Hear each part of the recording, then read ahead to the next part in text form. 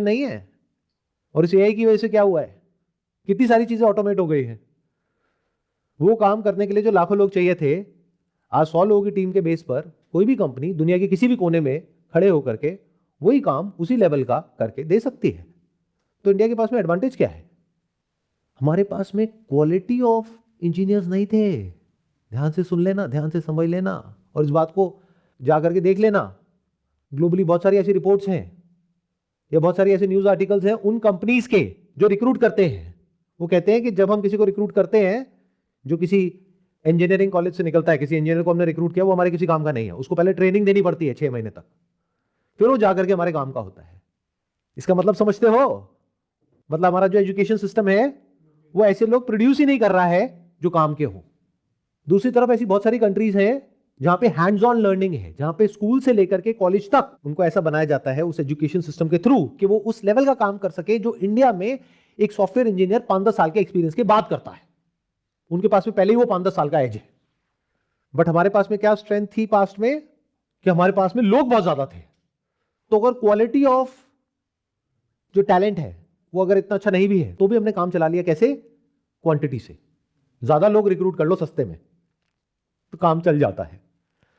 But अब AI ने वो पूरा खेल पलट दिया।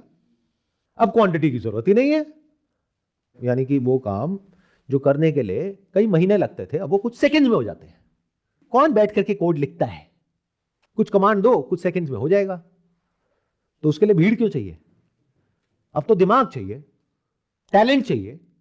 और टैलेंटेड जो लोग होते हैं हमारी कंट्री में, वो तो बाहर भागने के बारे में सोचते हैं। ये ऑलरेडी बाहर है, सेटल हो चुके हैं। जो भी जहां का भी कार्ड होता है वो उनको मिल चुका है, वो तो सब बाहर है या बाहर जाने के बारे में सोच रहे हैं। इसको ब्रेन ड्रेन बोलते हैं। तो अब इंडिया के पास में है क्या? मुझे ये समझाओ, कौन सा एसेट है? गवर्नमेंट हमारी कंट्री को बेटर करने में पैसा लगा नहीं रही है, प्राइवेट कंपनीज भी इन्वेस्ट नहीं कर रही है, बाहर का इन्वेस्टर भी इन्वेस्ट नहीं कर रहा है। अभी तो अगर आप ट्रेंड देखोगे तो जो वीसीज हैं, प्राइवेट इक्विटीज हैं, उन्होंने भी अपना इन्वेस्टमेंट कम करते चले जा रहे हैं स्टार्टअप्स में। तो जब पैसा आ ही नहीं रहा है तो मार्केट ऊपर कैसे जाएगा? मार्केट ऊपर जाता है पैसा आने से। तो भी पैसा किसका है मार्केट में? आप लोगों का, जिसकी वजह से मार्केट एक लेवल पर टिका हुआ है। अगर आप लोगों ने भी निकाल लिया तो अब कोई है ही नहीं पैसा डालने के लिए। और चलो किसी ने पैसा डाल भी दिया और एक बिजनेस शुरू कर भी दिया, तो कंज्यूमर की जेब में पैसा ही नहीं है, जॉब्स ही नहीं है। जॉब है भी तो इंक्रीमेंट नहीं है, महंगाई तो बढ़ रही है, सैलरी नहीं बढ़ रही है। और जो खेल चल रहा था वो सारा चल रहा था डेट के ऊपर, और वो ऑलरेडी ओवर लेवरेज्ड है। यानी कि जिसकी पेइंग कैपेसिटी है 2 लाख रुपए, उसने ऑलरेडी 5 लाख का लोन लिया हुआ है, और नौकरी की भी कोई गारंटी नहीं है, कभी भी जा सकती है, और लोन उसको मिलेगा नहीं। तो कंजम्पशन कैसे बढ़ेगी? एक्सपोर्ट हम करते नहीं है, तो प्रोडक्ट्स और सर्विसेज कैसे बिकेंगे? कुछ आ रहा है समझ में? सब ऊपर से जा रहा है। बहुत ही बेसिक लेवल पे, बहुत ही सिंपल भाषा में आप लोगों को समझा रहा हूं, या ये कह लो आपको नहीं समझा रहा, अपने ही एक ओल्ड सेल्फ को, 25 ईयर ओल्ड सेल्फ को समझा रहा हूं। क्योंकि आप तो यहां से निकल करके वही करोगे जो सब कर रहे हैं, वही तंबाकू, वही चूना, रगड़ो और खाओ। सॉफ्टवेयर के लेवल पे, हार्डवेयर के लेवल पे, आईपी के लेवल पे, ब्रांडिंग के लेवल पे, tell me one thing, I am not saying 100, 200, 1000, एक चीज बता दो जिसके बेस पर आप ये कह सको कि फ्यूचर में कुछ एक्स्ट्रा ऑर्डिनरी होने वाला है। बट आप लोगों का ब्रेन वॉश हो चुका है। आप क्या कह रहे हो? मार्केट ऊपर जाएगा। मार्केट ऊपर जाने का मतलब क्या? देखो, 2 ही तरीके हैं मार्केट ऊपर कैसे जाता है। या तो प्रॉफिटेबिलिटी बढ़े, तो पी रेशियो उतनी रहेगी, प्रॉफिट बढ़ गया तो जितने परसेंट से प्रॉफिट बढ़ा उतने ही परसेंट से मार्केट बढ़ता रहा। दूसरा तरीका क्या है? और पैसा आ गया चेज करता हुआ मार्केट को, तो पी रेशियो एक्सपैंड हो गई। आज मान लो 20 पे ट्रेड कर रहा है, तो वो एक्सपैंड होकर के 30 पे चली गई। तो या तो और पैसा आए, ऑप्शन नंबर 1। दूसरा, कंपनीज के प्रॉफिट बढ़े। प्रॉफिट कैसे बढ़ते हैं? और माल बेचना पड़ेगा, और प्रोडक्ट्स और सर्विसेज। ऐसी कौन सी सर्विसेज हैं जो हम इंडिया में बना रहे हैं और पूरी दुनिया में एक्सपोर्ट कर रहे हैं, जिसके ना होने से इस दुनिया को कोई बहुत बड़ा फर्क पड़ने वाला है? या वो काम जो हम यहां पे कर रहे हैं 1 लाख लोगों को इकट्ठा करके, वो काम 1000 लोगों के साथ में अब नहीं हो सकता है। 1 लाख लोग विद मीडियोकर टैलेंट या फिर 1000 लोग with extraordinary talent plus AI, तो वो सब हो सकता है जो बड़ी बड़ी कंपनीज कर रही है। तो एडवांटेज रहा क्या? तो अभी तक मैंने जो भी कुछ कहा उससे आपके माइंड में एक ऐसी पिक्चर बन गई होगी कि सब कुछ ही बहुत नेगेटिव है, सब कुछ ही बहुत खराब है, जबकि ये सच नहीं है। इंडिया के पास में कुछ ऐसा है जो दुनिया में बहुत ही कम कंट्रीज के पास में है। वो क्या है? We are self sufficient in terms of agriculture, farming. ये बहुत बड़ी बात है, क्योंकि जब ग्लोबल क्राइसिस आएगी और वो कंट्रीज जो डिपेंड करती है अपना पेट भरने के लिए किसी और कंट्री पे, और वो कंट्री बोलती है कि हम रेट को 10 गुना बढ़ा रहे हैं, तो वो कर क्या सकती है? कुछ भी नहीं। या फिर जब क्राइसिस आएगी तो कंट्रीज पहले अपने लोगों का पेट भरने के बारे में सोचेगी, बाद में एक्सपोर्ट के बारे में सोचेगी। तो एक एडवांटेज है इंडिया के पास में, एग्रीकल्चर एंड फार्मिंग। अभी सुनने में उससे बिल्कुल अलग है जैसा आप लोग सोचते हैं, क्योंकि पिछले 20, 30, 50 साल में क्या हुआ है? एग्रीकल्चर पे तो किसी का फोकस है नहीं, फार्मिंग पे किसी का है नहीं। इनफैक्ट उनके भी जो बच्चे हैं वो घुस गए इंजीनियरिंग कॉलेजेस में और जा करके कंपनीज में जॉब कर रहे हैं। मैं क्या कह रहा हूं, ये जो पूरा का पूरा सिस्टम है, इसको अगर आप ग्लोबल लेवल पे देखो तो इसकी वैल्यू आने वाले टाइम में कोई एक्सपोनेंशियली एक्सप्लोड नहीं करने वाली है। या तो जैसा है वैसे ही रहेगा या फिर कम हो जाएगी। क्यों? उसके पीछे रीजन समझ आ रहा है ना? क्योंकि अब बहुत ज्यादा लोग नहीं चाहिए। इनफैक्ट अगर आप इंडिया को ध्यान से देखो, जो कंजम्पशन स्टोरी है इंडिया की, उसमें एक सबसे बड़ा जो रोल रहा वो था आईटी सर्विसेज कंपनीज का, जिनका रेवेन्यूज आ रहा था एक्सपोर्ट के थ्रू, या अभी भी आ रहा है। उसकी वजह से क्या हुआ? सैलरीज बहुत ज्यादा इन्फ्लेट हो गई और उसका रब ऑफ इफेक्ट आया और इंडस्ट्रीज पे, जैसे रियल एस्टेट सेक्टर। एक 10 करोड़ का घर कौन आदमी खरीदेगा? सोचो, लगाओ दिमाग।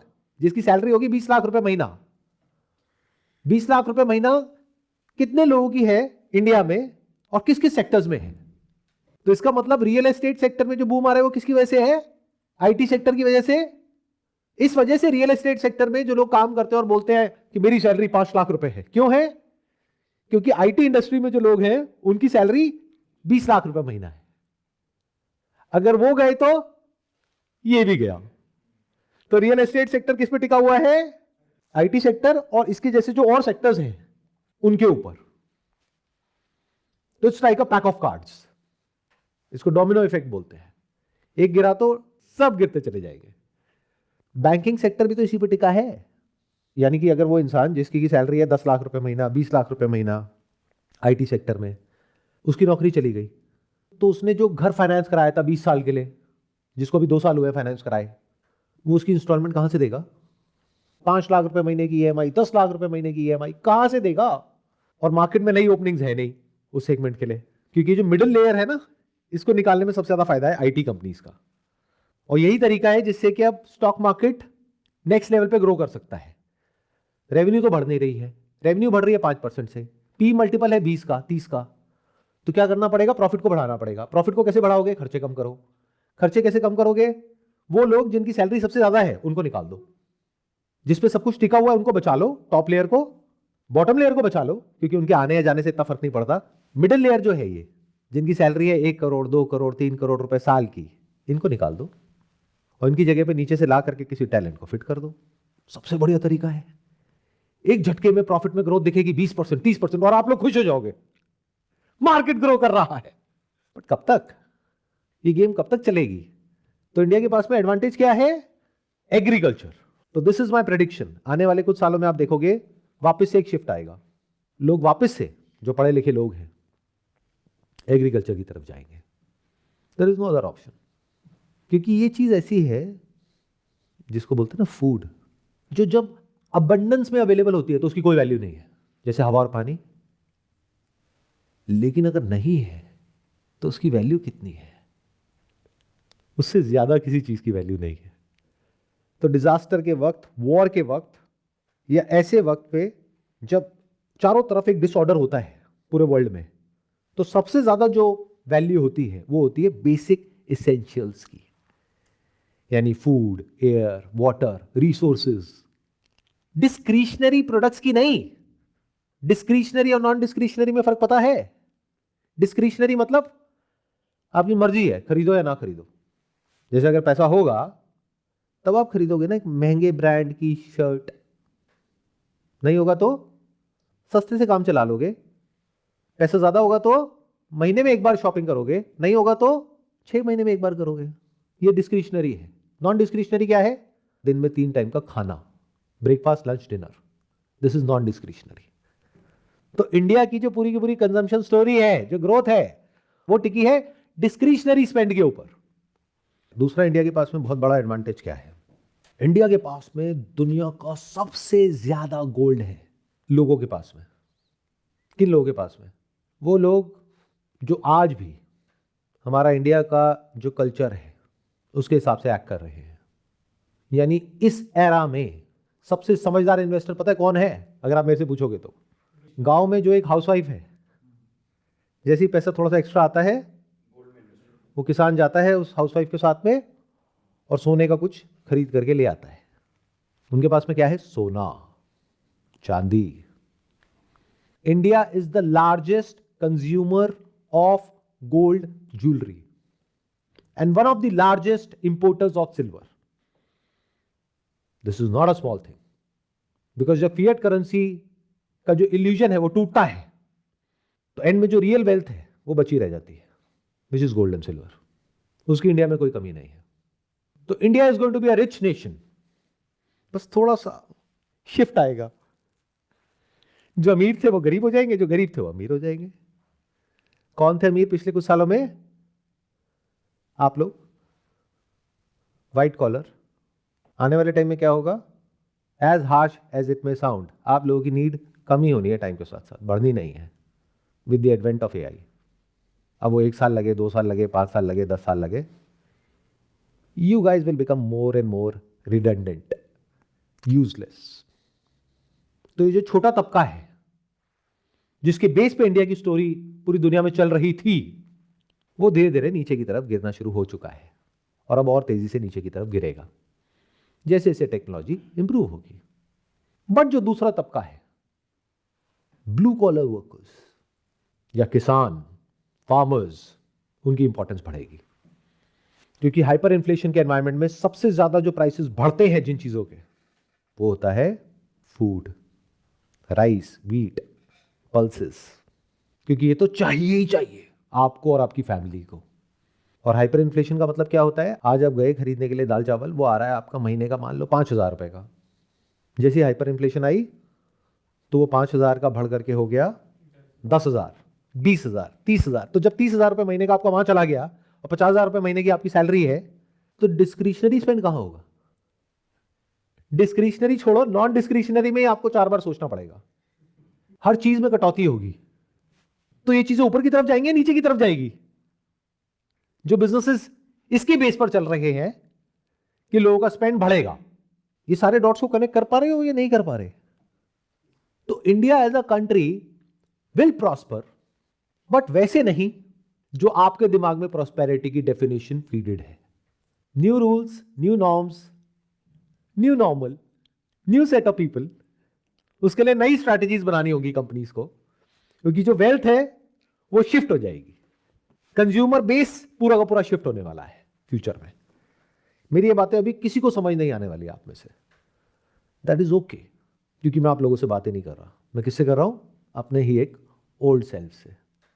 तो जब ये समझ आएगा तो 25 साल की एज में जब मैं बिजनेस करने के बारे में सोचूंगा तो मैं इसको समझ करके फिर मैं देखूंगा कि मेरे को क्या करना है क्या नहीं, जिसकी वैल्यू आने वाले 5-10 साल बाद, 20 साल बाद बढ़े, ना कि कम हो। इन चीजों को समझना क्यों जरूरी है? ये समझ आ रहा है? क्योंकि जो भी आप लाइफ में कर रहे हो या नहीं कर रहे, सबका कनेक्शन इन्हीं चीजों से है, बट इसको आप कभी समझते ही नहीं हो। तो आप ये कह रहे हो कि जो एक बंदे के पास 1 करोड़ रुपए हैं, वो किसी गांव में रहता है, वो किसी गवर्नमेंट जॉब से रिटायर हुआ, 1 CR उसके पास आए मिलते हैं जो, तो वो कह रहा है कि मैं गुड़गांव में 100 गज का प्लॉट लूं या मैं गांव में जहाँ पे अच्छी फार्मिंग हो सकती है वहाँ 5 एकड़ लैंड लूं। तो मतलब अभी जो चल रहा है बूम, वो कहते हैं गुड़गांव में 100 गज का प्लॉट ले लो, आप वहाँ पे लैंड मत लो। लेकिन आप अगर हम फ्यूचर प्रोस्पेक्टिव जैसे आप सोच रहे हो, अगर हम मैच करें तो आप ये कह रहे हो कि उसको लैंड लेनी चाहिए, क्योंकि वहाँ से फूड जो प्रोडक्शन होगा एट द एंड वो बहुत बेनिफिशियल होगा। एग्जैक्टली। प्लस जो फूड प्रोडक्शन होगा दैट इज टैक्स फ्री, उस पर कोई टैक्स नहीं देना है। राइट? मैं ठीक कह रहा हूं, गलत कह रहा हूं? प्लस अपनी जमीन आ गई तो आपको खाने की टेंशन नहीं है। आने वाले टाइम में खाने की कॉस्ट बढ़ने वाली है, क्योंकि this is essential, this is non discretionary. Plus वहां पर मान लो आपने कुछ गाय भैंसे भी रख ली, तो आपका खाने पीने का एक्सपेंस जीरो हो गया। प्लस जो सरप्लस आया उसको आपने बेचा, तो वहां से जो कमाई आ रही है वो भी टैक्स फ्री है। जमीन भी आपकी है, तो कोई टेंशन ही नहीं है। यहां पे 100 गज के प्लॉट का करोगे क्या? 100 गज का प्लॉट यहां पे आज की रेट में गुड़गांव में आप लेने जाओगे, आपको कम से कम 3-4 करोड़ रुपए का मिलेगा। 3-4 करोड़ में आपके पास में, अगर यहां से थोड़ा दूर चले जाते हो अपने गांव की तरफ, वहां पर आपको अच्छी खासी जमीन मिल जाएगी, जहां पे अच्छी खासी खेती बाड़ी आप कर सकते हो, अच्छी लाइफ जी सकते हो। ये सुनने में बड़ा अजीब लगेगा लोगों को, लोग कहेंगे सर ये क्या बोल रहे हो, वो बिल्डर तो कुछ और ही बोल रहा है, ब्रोशर में तो वो कुछ और ही दिखा रहा है कि 3 करोड़ का प्लॉट 10 करोड़ का हो जाएगा, आप ये क्या बातें कर रहे हो? मैं फ्यूचर की बात कर रहा हूं, क्योंकि जहां से सेशन शुरू हुआ था, क्वेश्चन ये था कि मैं अपने ओल्ड सेल्फ यानी कि 25 ईयर ओल्ड सेल्फ से बात कर रहा हूं, मैं उसको सोच करके बोल रहा हूं। क्योंकि मैं कभी भी ये नहीं सोचता हूं कि अगले 1 महीने में, 2 महीने में, 6 महीने में, 1 साल में क्या होने वाला है। That is not important. Important ये है अगले 5 साल में, 10 साल में, 20 साल में क्या होने वाला है। उसके हिसाब से अपनी लाइफ को प्लान किया जाता है। इनफैक्ट मैंने लाइफ में जो भी कुछ किया है वो हमेशा एक लॉन्ग टर्म विजन के साथ में किया है और टाइम से पहले किया है। तो मैं फ्यूचर के बेस पे आज आपको प्रेडिक्ट कर रहा हूं कि क्या होने वाला है। तो अगर मेरे को खुद को ही एक राय देनी हो, that is my 25 year old self, कि भाई अभी क्या करना चाहिए, तो इट्स अ ब्रिलियंट ऑप्शन।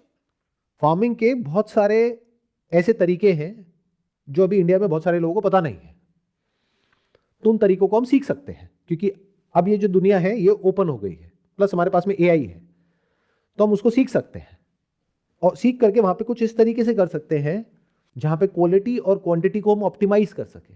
फिर वो जो हमारी लर्निंग है, वो जो एक्सपर्टीज है, उसको हम और भी जगह पे अप्लाई कर सकते हैं। तो इस तरीके से हम उस पूरे के पूरे स्ट्रक्चर को एक्सपैंड कर सकते हैं। उसके लिए हमको जमीन खरीदने की जरूरत नहीं है। शुरू में हमने खरीदी थोड़ी सी जमीन, वहां पे एक एक्सपेरिमेंट किया, वो एक्सपेरिमेंट कामयाब हो गया, तो उस एक्सपेरिमेंट को हम और जगह भी रेप्लिकेट कर सकते हैं पार्टनरशिप मॉडल में।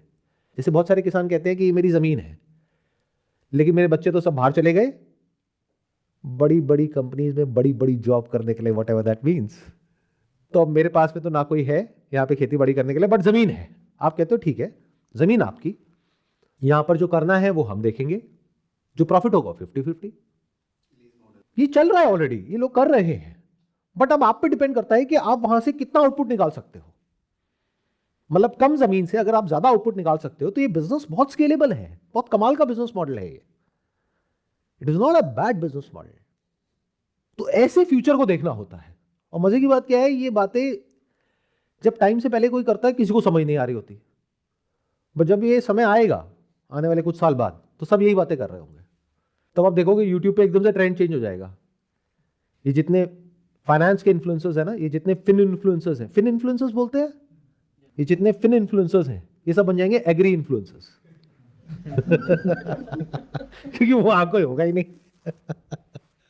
आइए हम आपको बताते हैं कि देखो, अगर आप अपने शहर से गांव में आए हैं तो आप किस तरीके से जीरो से इसको शुरू कर सकते हैं।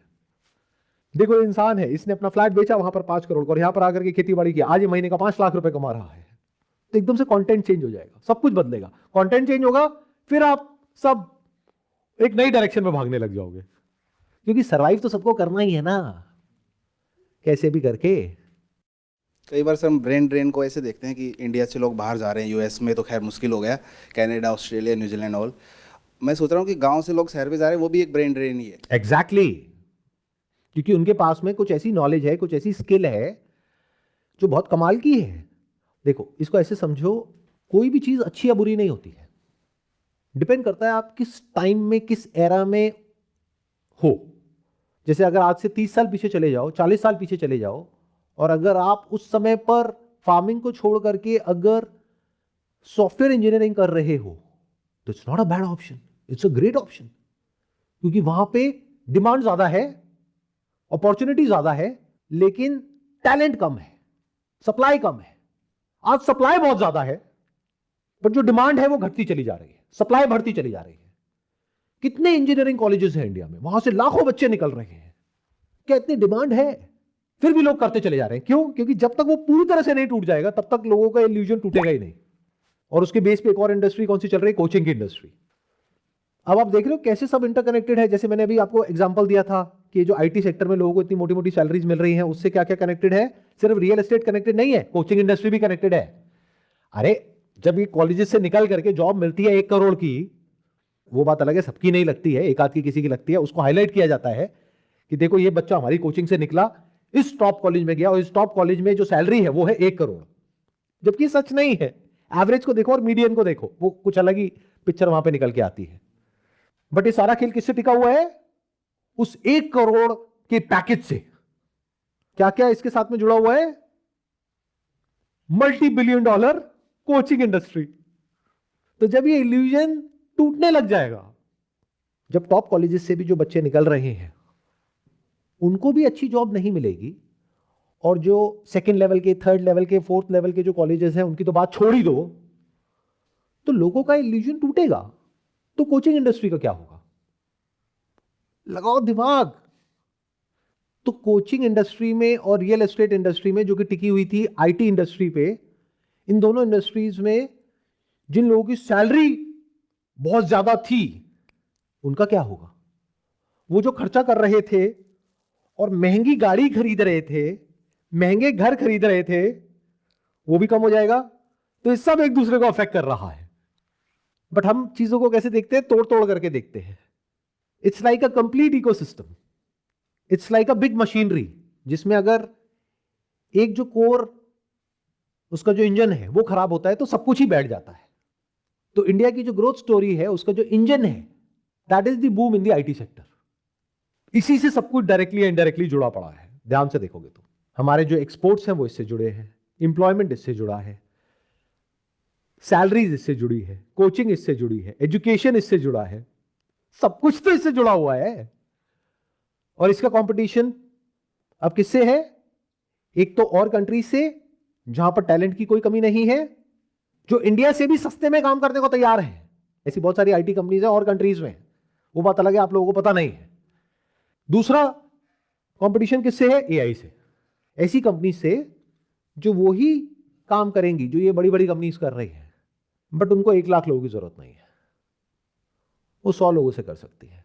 आई हैव सीन कि अभी है ना, लोगों के इवन रूरल एरिया में भी लोगों के सेविंग अकाउंट्स कम खुल रहे हैं, डीमैट अकाउंट ज़्यादा खुल रहे हैं। स्टॉक मार्केट से रिलेट कर रहा हूँ कि आपने जैसे बोला कि हमारे लोकल लोगों का इन्फ्लो आ रहा है, बाहर से एफआईआई जा रहा है, तो ये चीज़ भी मैंने देखी है। इवन दो लोग ऐसे भी हैं एफडीआई को ब्रेक करके एसआईपी में पैसे डाल रहे हैं, सिप कर रहे हैं। तो ये वाली चीज़ भी मैंने बहुत देखी है सर, कि मतलब जो बबल आप बोल रहे हो कि क्रिएट हो रहा है, तो उसमें कंट्रीब्यूशन इंडिया के जो विलेजर्स हैं वहाँ पे भी, जो ग्रेजुएशन कर रहे हैं या फिर जो नए नए अभी बाहर आए हैं, वो भी बहुत कंट्रीब्यूट कर रहे हैं सर इसमें, डीमैट अकाउंट के थ्रू खासकर अभी। कोई बात नहीं, वो लोग आप लोगों से ज़्यादा समझदार हैं, वो समझ जाएंगे, जल्दी समझ जाएंगे, क्योंकि उनके पास में एंशियंट नॉलेज है, एंशियंट विजडम है। इंडिया की जो हिस्ट्री है ना, अगर उसको आप ध्यान से समझने की कोशिश करोगे, this is an extremely intelligent civilisation. मतलब जिस तरीके से अभी मैं आप लोगों से बात कर रहा हूं, जो पास्ट में जो लोग थे आज से हजारों साल पहले, उनकी जो थॉट प्रोसेस थी वो बहुत ही कमाल की थी। मतलब उन्होंने आज से 5000 साल पहले ही देख लिया था कि अगले हजारों सालों में क्या होने वाला है, कि किस तरीके से फिएट करेंसी आएगी जो गोल्ड से डीलिंक हो जाएगी, और किस तरह से उस फिएट करेंसी का कोलैप्स होगा, और किस तरीके से फाइनेंशियल रीसेट होगा, और कैसे उसके सेंटर में गोल्ड होगा। तो they knew the importance of gold at that point in time. और ये विजडम हम लोगों के सबकॉन्शियस में फीडेड है। मतलब इंडिया फ्यूचर में एक्चुअल में सोने की चिड़िया बनने वाला है। क्यों? क्योंकि पूरी दुनिया में सबसे ज्यादा जो गोल्ड है वो इंडिया में है। बस फर्क ये है, आप लोगों के पास में नहीं है। आप लोगों के पास में क्या है, आईफोन, वो भी ईएमआई पे। गोल्ड किसके पास में है, जो इंडियन हाउसवाइफ्स हैं रूरल एरियाज में, उनके पास में। तो अगर मेरे स्टैंड पॉइंट से देखोगे तो वो सबसे ज्यादा इंटेलिजेंट इन्वेस्टर हैं आज की डेट में, इस सिनेरियो में। उनसे सीखो, वाई गोल्ड, ऐसा क्या है उसमें, और ये इंडिया में क्यों है, बाकी पूरी दुनिया में तो कहीं भी नहीं है।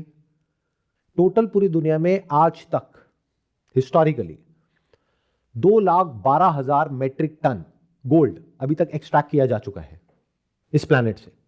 उसमें से एक बहुत बड़ा हिस्सा इंडिया में है। बाहर तो लोगों को ये कॉन्सेप्ट ही समझ नहीं आता है, उनसे जाकर के पूछो गोल्ड सिल्वर, वो कहते हैं ये क्या होता है, I know about stocks, I know about compounding.